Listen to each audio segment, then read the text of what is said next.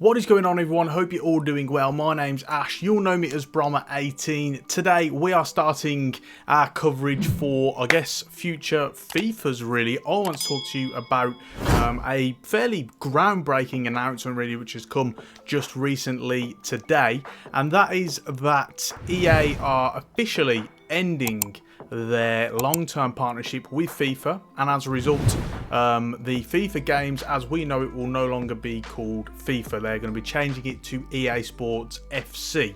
Now I want to talk to you guys about obviously the announcement itself, but also why this is actually slightly more significant than just purely a name change, why there's a little bit more to it than that, and just sort of what we can expect going through the series as well.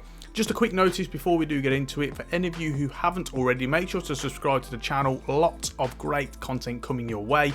Ring the bell so you get notifications every time I upload, and check out my Patreon, lots of great perks on there. The link is down below, you can get access to all sorts of stuff.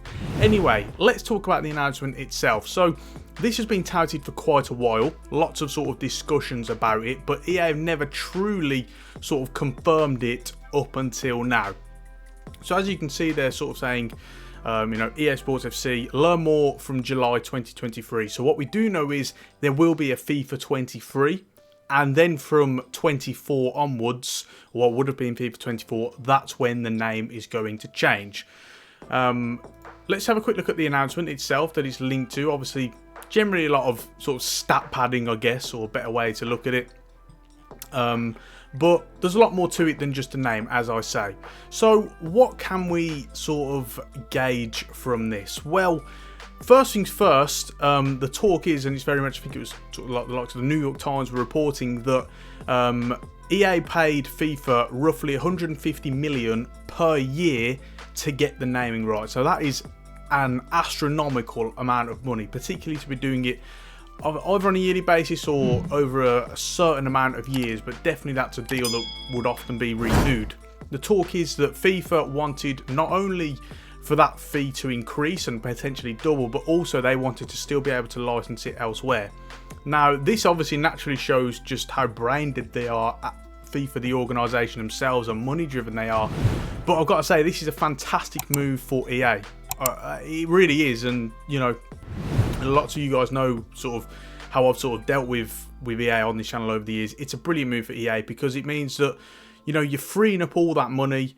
The FIFA license itself doesn't really do a whole lot for you. People know the game by now. Whether it's called FIFA or not, it won't make much of a difference. Now, why is this significant? Well, first things first, you would hope that with that 150 million, that would hopefully be reinvested into the game itself. So it's going to be more resources. Now, whether or not it works exactly like that, you know, it's not really black or white, is it? But you'd hopefully, with those funds freed up, more money is going to go into the development of the game. On top of that, it also frees up the FIFA license itself.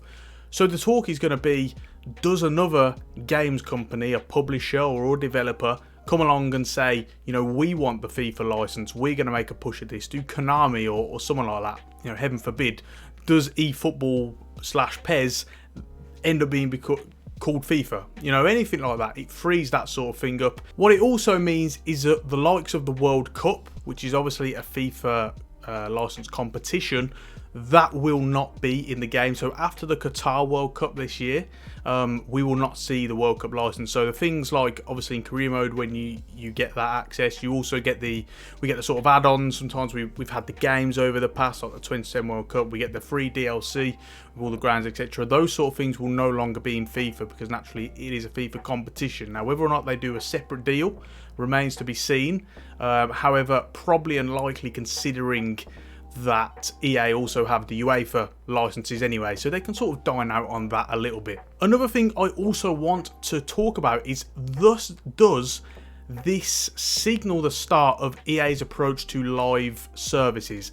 We've often spoken in the past, and they've hinted it many times, how perhaps they're going to drift away from annual releases and turn it into a live service. Now, there's a lot of sort of arguing for and against here. Why would they do that when they know they can sell 10 million plus copies a year, you know, 40, 50, 60 pounds, dollars, euros, whatever it may be, and make a lot of money that way? But then again, you know, with obviously the success of all these game modes and stuff that are often based on microtransactions, is live service the way to go.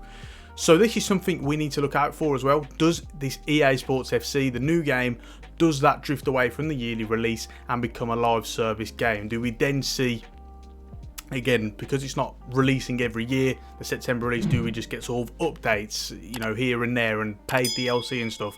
That is something I want to look out for. I think the chances of that probably greater than 50%, to be honest, judging by the way that sort of EA and the likes of the higher ups at EA have often spoken about that positively over the years. So that is something we should definitely look out for. In terms of the deal itself, as I spoke about earlier, this is just a massive win for EA. It really is.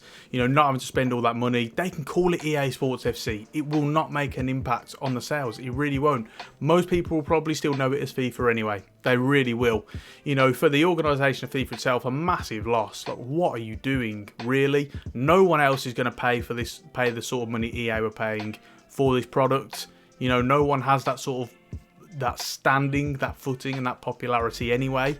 So, you know, this is the only way they could have monetized this sort of thing, and, you know, they've managed to ruin that somehow as well. So definitely big. I think it's really good for the game, hopefully. Yeah, really looking forward to seeing how this sort of plays out.